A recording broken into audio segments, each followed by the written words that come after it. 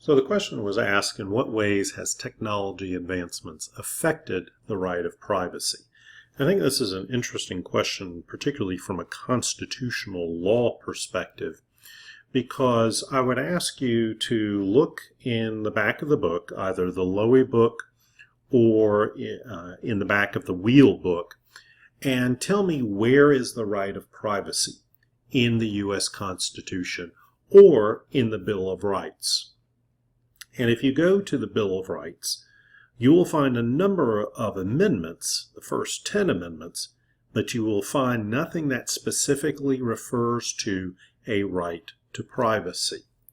There is no written right to privacy in the Bill of Rights.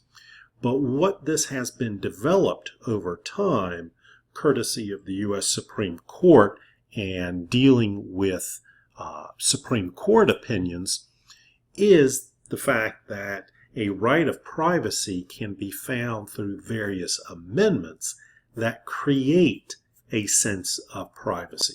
I just briefly want to go through a couple of them and talk a little bit about the particular amendments and how they create this sense of privacy. The First Amendment is oftentimes thought about and can be thought about through a sense of privacy. Certainly you have the right to speech. Certainly you have the freedom to exercise religious beliefs. You have the right to associate with individuals. All of those rights, along with the notion of the right to educate one's children, the right to study, the right to distribute, to receive, to read, to think about, and to teach information.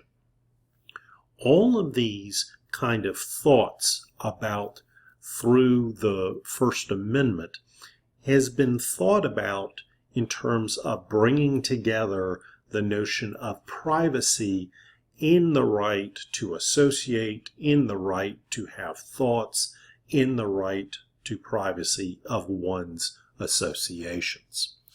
Another amendment is the Third Amendment, something that we don't talk a great deal about, but the Third Amendment is the idea that you can be protected against quartering or the housing of government soldiers in your house.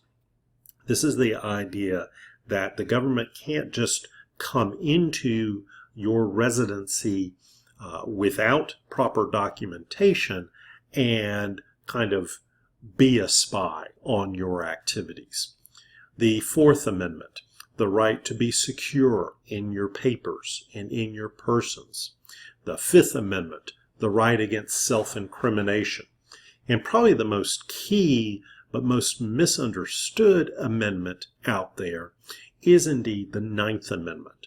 And the Ninth Amendment basically says that whatever has been written into the Constitution regarding certain rights, that should not be conceived or thought about as denying or disparaging other rights that are retained by the people.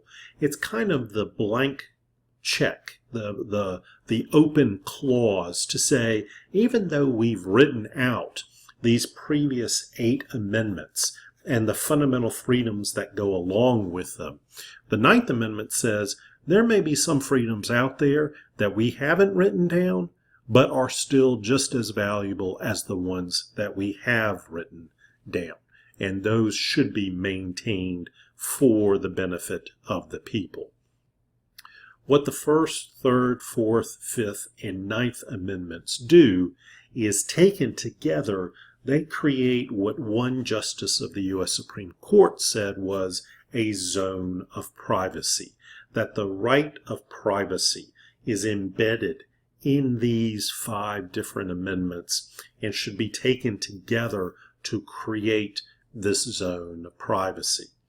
Now, this particular idea of a zone of privacy was created by this idea of a penumbra of other liberties and freedoms. When you pull different freedoms and liberties together, you are creating basically an umbrella, or what legal scholars would call a penumbra, of association of various liberties and freedoms to create and protect other freedoms.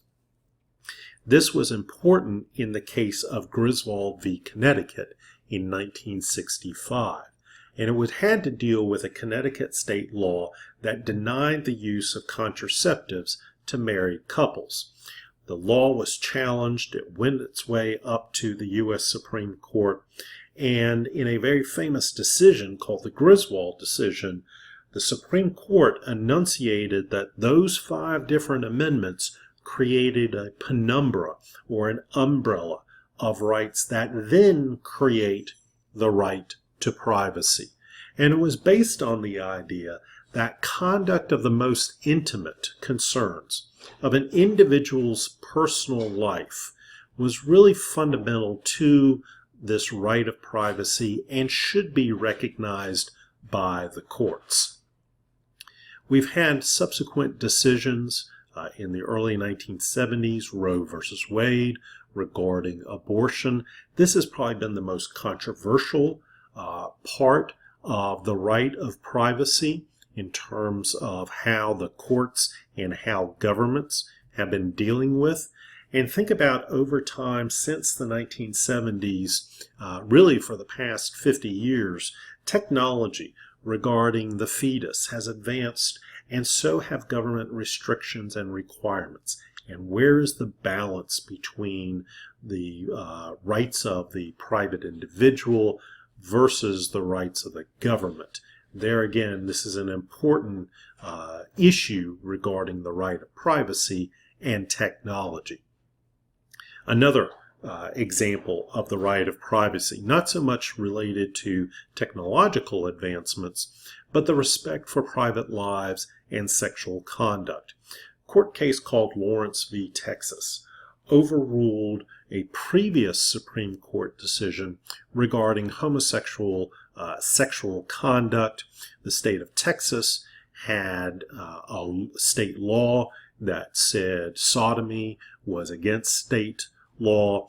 It was challenged, and the court overturned it, setting a kind of precedent for future gay rights cases under the notion that the right of privacy for one's sexual affairs and conduct should be respected for private lives.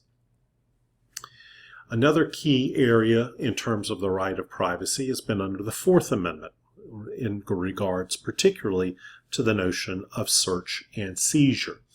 And so police can search your premises with a warrant that has been signed off by a judge. The police have to stipulate what they are looking for. They have to at least have a reasonable suspicion of activity going on. Therefore, the police can search and seize any evidence of wrongdoings. But an interesting case came up a couple of years ago regarding the use of a thermal imaging device. Now, the police have been camped outside of a individual's house, and they used a thermal imaging device to scan the house for heat sources.